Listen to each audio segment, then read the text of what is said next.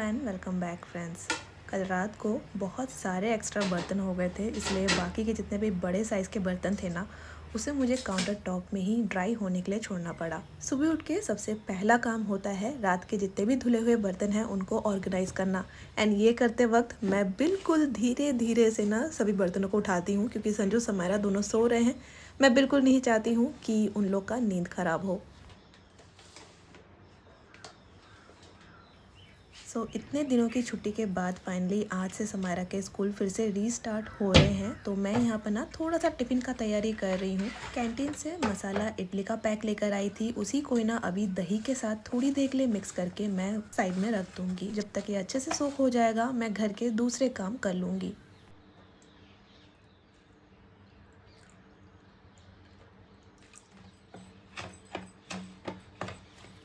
Friends, हम सभी के लाइफ में अप्स एंड डाउन्स आते ही रहेंगे। कभी कभी इस वजह से हमारा पूरा का पूरा जो रूटीन है वो डिस्टर्ब हो जाता है, एंड अगर आप इसको ठीक से मैनेज नहीं कर पाएंगे तो ये सिर्फ और सिर्फ आपके स्ट्रेस को बढ़ा देता है।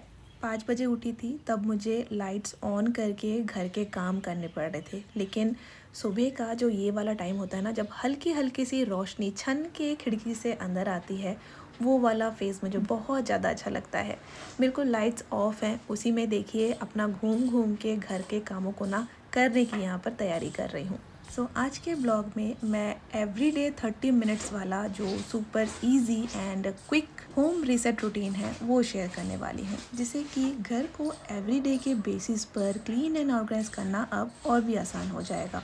आपके घर में जितने भी रूम्स है उस रूम को आप 10 मिनट्स या उस रूम का जितना भी साइज़ है और उसमें रखे गए जितने भी सामान है उसके अकॉर्डिंग 15 मिनट्स के बेसिस पे आप डिवाइड कर सकते हैं इस टाइम को।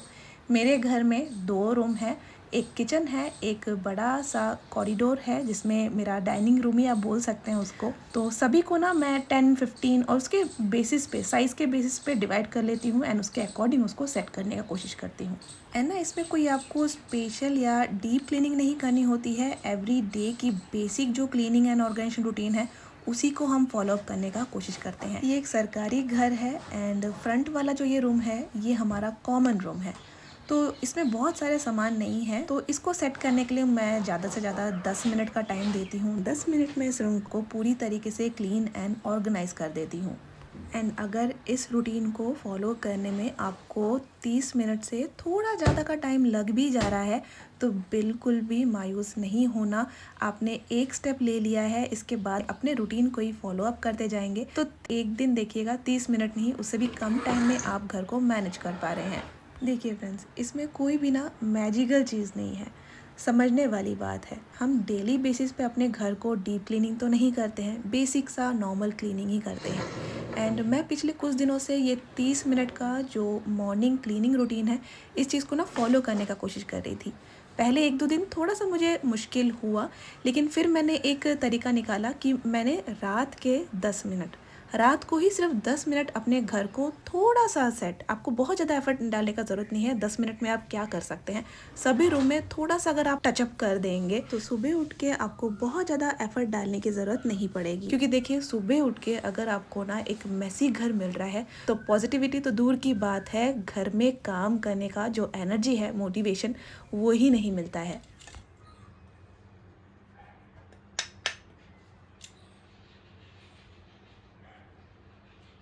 विदिन 10 मिनट्स मेरा जो कॉमन रूम है वो अच्छे से क्लीन एंड ऑर्गेनाइज हो गया है। अभी मैं किचन में आई हूँ क्योंकि जो इडली का बैटर था वो रेडी हो चुका है। मोल में मैंने थोड़ा सा ऑयल ग्रीस किया और सबसे पहले तो ना थोड़ा सा कैरेट मैंने ग्रेट कर लिया था एंड उसी को मैंने डाला है, क्योंकि ना फ्रंट वाला पार्ट ये बनेगा तो दिखने में ना वो बहुत ज़्यादा अच्छा लगता है। तो ऊपर से मैंने जो इडली का बैटर था वो भी दे दिया। ये रवा इडली है, मैं ना सोच रही हूँ इसको घर पे ही बना कर ना फ्रिज में रेडी रखूँ। एक दिन ना इसको बनाने का ट्राई करूँगी एंड आपके साथ शेयर भी करूँगी। ना आजकल आप लोग का इतना भर भर के प्यार आ रहा है, इतने सारे कमेंट आ रहे हैं कि कमेंट में जो नेम है ना उनको मेंशन करने के लिए मुझे ब्लॉग छोटा लगने लगा है। तो पिछले ब्लॉग में जितने भी दोस्तों ने कमेंट किए थे लास्ट की तरफ, जब तक मैंने नोट डाउन कर लिया था उनके नेम तो मैं मेंशन कर चुकी थी, लेकिन उसके बाद जिन्होंने कमेंट किया था सेम उसी ब्लॉग के, तो उनके भी नेम मैं इस वाले ब्लॉग में लेने का कोशिश करूँगी।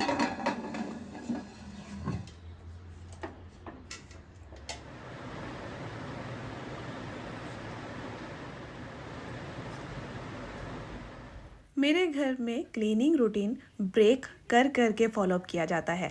आपको मैंने सबसे पहले तो शेयर कर दिया कि कॉमन वाले रूम में मैंने 10 मिनट्स दिए हैं एंड बाकी के रूम में कितने टाइम लग रहे हैं वो भी मैं आपको बीच बीच में शेयर करूँगी।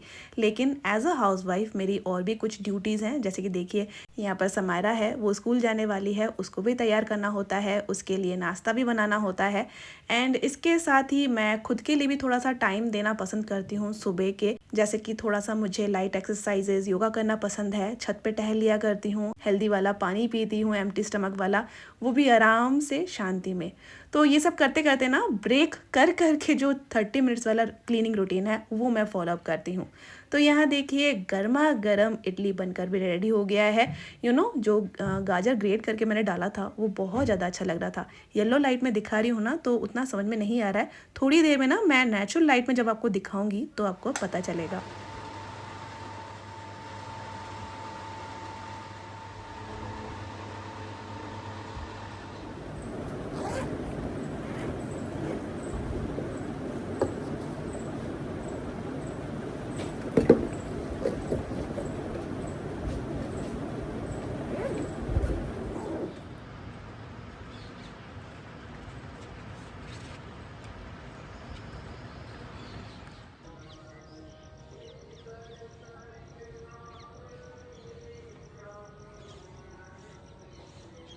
दूर किसी गुरुद्वारे से गुरबानी की आवाज़ आ रही है।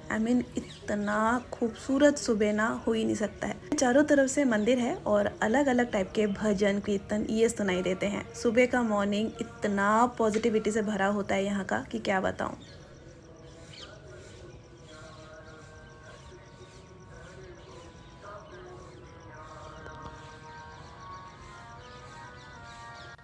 सुबह का ब्रेकफास्ट बन चुका है, समायरा को अच्छे से मैंने तैयार करके स्कूल भी भेज दिया है एंड अभी थोड़ी देर ना मैं छत पे टहलने के लिए आई हूँ।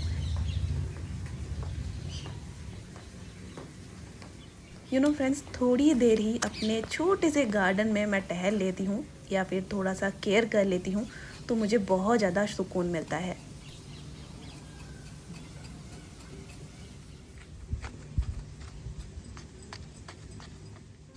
नीचे आ गई हूँ, सुबह वाली घर की पूजा भी हो गई है एंड संजू ऑफिस के लिए भी निकल गए हैं तो सोचा मंदिर का थोड़ा सा व्यू आपके साथ शेयर करूँ। यहाँ पर मैं अपना ब्रेकफास्ट करूँगी सबसे पहले तो, एंड आपसे मैंने शेयर किया था ना कि नेचुरल लाइट में ये बहुत ज़्यादा टेम्पटिंग लग रहे थे। तो चलिए अभी जाके दूसरे रूम की यानी कि बेडरूम की क्लीनिंग ऑर्गेनाइजेशन भी बाकी है, वो भी हम लोग साथ साथ में रेडी करेंगे। एंड आपको ना अपने पुराने क्वार्टर का हाल मैं क्या बताऊं, इस साइड से ना पूरा सीपेज है एंड इसकी वजह से ना आपको स्पाइडर वेब दिख रहे होंगे, ये भी मैं साफ़ नहीं कर पा रही हूँ क्योंकि यहाँ पर मैंने एक बार डस्टर लगाया ना तो सारा का सारा जो पेंट है वो नीचे उतर जाएगा। तो देखती हूँ, वीकली क्लीनिंग भी बाकी है घर की, वो भी आने वाले ब्लॉग्स में आपके साथ शेयर करूँगी।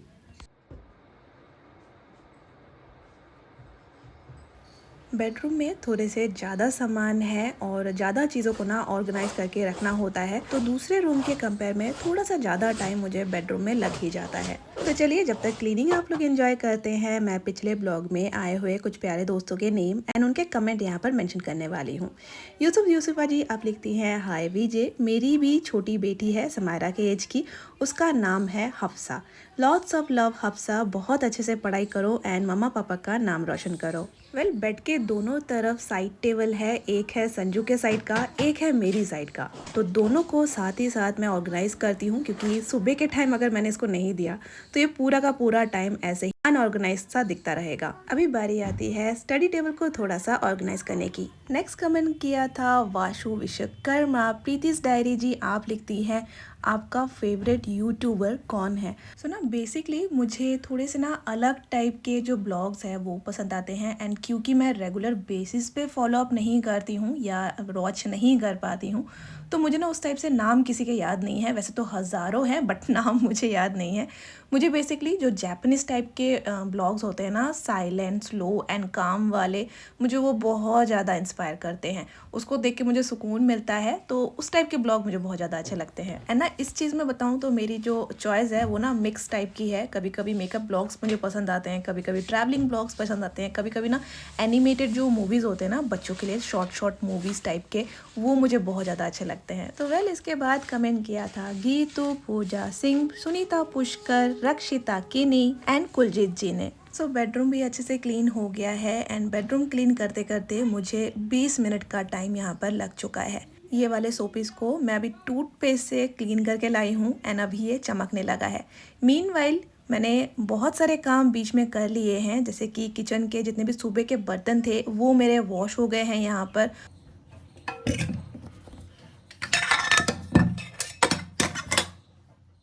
एंड साइड बाय साइड आपको बहुत ही क्यूट सा चीज़ मैं यहाँ पर दिखा रही हूँ। जब मैं ना डाइनिंग एरिया का कॉरिडोर साफ़ कर रही थी, मैंने देखा कि खिड़की में ना गिलहरी के बच्चे दिख रहे थे। पहले मैंने काउंटिंग करी तो 2 नज़र आए, फिर 3 एंड लास्ट में जाके मुझे पता चले पूरे 4 बच्चे दिए हैं गिलहरी ने। इतने प्यारे लग रहे थे ना। एंड देखिए मैं ना इस खिड़की को सोच रही थी थोड़ा सा क्लीन करूँगी, लेकिन कुछ दिनों से ना इसमें मैं हाथ नहीं लगा रही हूँ, क्योंकि मुझे ऐसा लग रहा था, क्योंकि गिलहरी क्या कर रही थी, सॉफ्ट से रुए यहाँ पर ना जमा करती जा रही थी। तो मुझे ऐसा लग रहा था कि शायद बच्चे दिए हैं या देने वाली है, तो इस जगह को मैंने डिस्टर्ब किया ही नहीं। और इसकी क्लीनिंग मैं सोच रही थी कि आज देखती हूँ आज क्या हालत है यहाँ का। तो मैंने देखा कि यहाँ पर सही में बच्चे थे। इतना ज़्यादा मुझे अच्छा लग रहा था ना। मैं बस वेट कर रही हूँ समायरा का, जैसे ही वो आएगी ना मैं उसको भी दिखाऊंगी। देखिए यहाँ पर 2 बच्चे ना ऊपर चढ़े हुए नज़र आ रहे हैं एंड ना यहाँ से निकलने का वो लोग कोशिश कर रहे हैं। तो यहाँ पर मेरा जो डाइनिंग रूम का क्लीनिंग था वो थोड़ी देर के लिए ना डिस्ट्रैक्ट हो गया था। इन गिलहरी के बच्चों को थोड़ी देर मैंने कैप्चर किया, देखा, मुझे बहुत ज़्यादा अच्छा लग रहा था। मुझे ना मेरा पेट मीकू का याद आ गया, जिसको मैंने जम्मू में रखा था। बहुत सारे पुराने फ्रेंड जो हैं, जो बहुत पहले से जुड़े हुए हैं, उनको याद होगा कि मेरे पास भी ना ऐसा ही गिलहरी का बच्चा था, जिसको मैं अपने पास रखती थी, कोलकाता लेकर जाती थी, फिर बाद में मैंने उसको फ्री भी कर दिया था।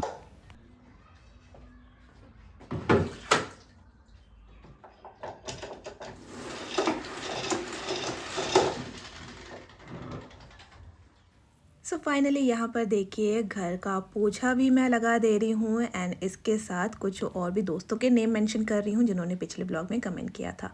संजू शादिया, शोभा तोमर, सीमा संग्रेल, पायल दत्ता, पूजा, वैंडी कुकू, पूजा बादाइक।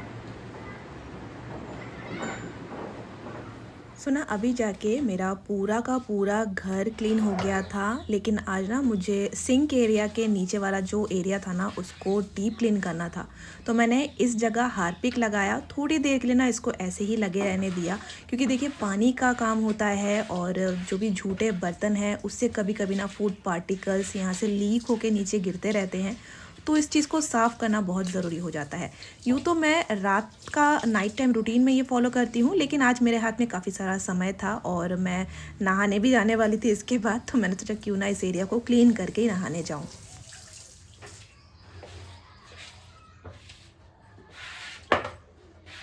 अभी जाके 10 बज रहे हैं। 10 बजे तक मेरे घर का A to Z सारा काम कंप्लीट हो गया है। तो ना आज करना है शैम्पू, उसके पहले मैं स्कैल्प में एक एंटीसेप्टिक लोशन स्प्रे कर रही हूँ।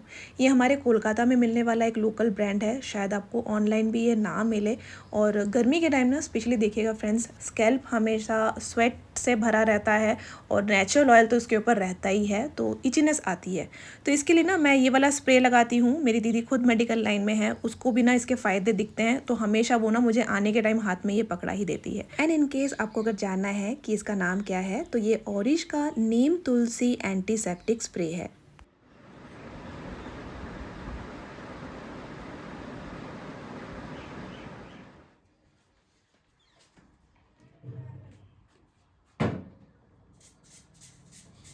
नहा कर आने के बाद सीधा मैं कर रही हूँ लंच की तैयारी। लंच का आज बहुत ही सिंपल है, चिकन बनेगा और बनेगा पुलाव। बहुत दिनों से घर में पुलाव नहीं बना है, तो गोविंदो भोग राइस मैंने वॉश करके ना सोक करके निकाल लिया है, थोड़ी देर सूखने दूंगी।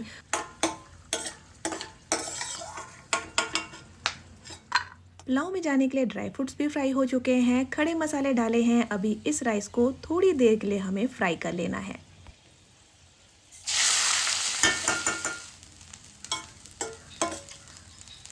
जैसे ही चावल एक दूसरे से सेपरेटेड नज़र आए तभी हमें पानी ऐड कर देना है। पानी भी बिल्कुल ज़रा सा हमें ऐड करना है, क्योंकि ये ना कच्चा चावल है, बहुत जल्दी ना ये पक जाएगा। ड्राई फ्रूट्स ऊपर से मैंने ऐड कर दिया है एंड क्योंकि ये पुलाव है तो इसमें हम लोग थोड़ा सा येलो कलर भी ऐड करेंगे। एंड ना आज पुलाव में ना ही मैं मीठा इत्र डाल रही हूँ, ना ही गुलाब जल, क्योंकि गोविंदो भोग का ना नेचुरल जो फ्रेग्रेंट है वही इस पुलाव को अच्छा सा एक फ्लेवर देगा। ढककर थोड़ी देर पकाने के बाद इसका पानी चेक किया तो ये पूरी तरीके से सूख चुका था। अभी बाकी का जितना भी बनना है ना, ये अपने हीट में ही थोड़ी देर ढक के रखने के बाद बन जाएगा। चीनी ऐड किया है, थोड़ा सा नमक भी, एंड आपको ना लास्ट में चाहिए बंगाल में मिलने वाला ये वाला स्पेशल पक्का वाला घी, एंड इसका भी खुशबू पुलाव में बहुत ज़्यादा अच्छा लगता है। तो यह पुलाव हमारा बन गया है। अभी फटाफट से यहाँ पर चिकन की तैयारी कर रही हूँ। मसाला भून लिया है और आज ना घर पे जो अदरक लहसुन का पेस्ट है उसका लास्ट बैच भी मैंने चिकन में ऐड कर दिया है। देखिए डब्बे में ना पानी मैंने घोल के रखा था, उसी को ही मैं यूज़ कर ले रही हूँ। एंड चिकन बनाने के बाद भी अपने लिए मैंने काम यहाँ पर रेडी कर लिया है। बहुत सारे लहसुन निकाल लिए क्योंकि पेस्ट मुझे फिर से रेडी करना है। जब कुकिंग वगैरह हो जाएगा ना उसके बाद मैं लहसुन छीलूंगी। तो चलिए, चिकन का रेसिपी तो हमेशा मैं शेयर करती ही रहती हूँ। बहुत ही सिंपल तरीके से बना रही हूँ, एकदम देसी बंगाली स्टाइल का चिकन। इसके साथ ही कुछ और दोस्तों के नेम भी मैं यहाँ पर मेंशन करने वाली हूँ, जिनका नाम है जयस्ना टूडू, पूर्णिमा नाथ, रमन मेहरा, वर्षाद, प्रीति नायक, अदिति सिंह गौर, बृष्टि रॉय, प्रभ नूर, मोनी रॉय चौधरी जी। आप पूछती हैं दीदी आपने मार्बल वाला जो चक्की है वो कहाँ से लिया है? वेल, वो ना आपके भैया जबलपुर से लेकर आए थे, क्योंकि वहाँ पर मार्बल का प्रोडक्ट बहुत ज़्यादा अच्छा मिलता है। तो वहीं पर कोर्स के लिए गए थे, तो वहीं से वो लेते हुए आए थे।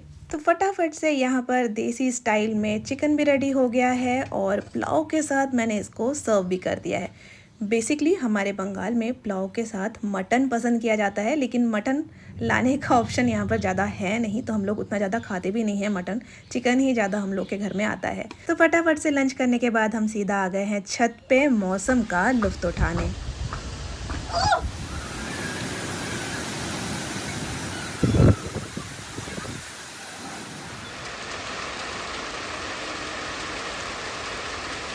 तो बरसते हुए पानी के साथ ही आज के ब्लॉग में भी विदा लेना चाहूँगी। आई रियली होप फ्रेंड्स कि आज का ब्लॉग भी आपने बहुत ही एंजॉय किया होगा। फिर मिलेंगे बहुत जल्द एक और नए ब्लॉग के साथ। तब तक के लिए bye, take care and thanks for watching.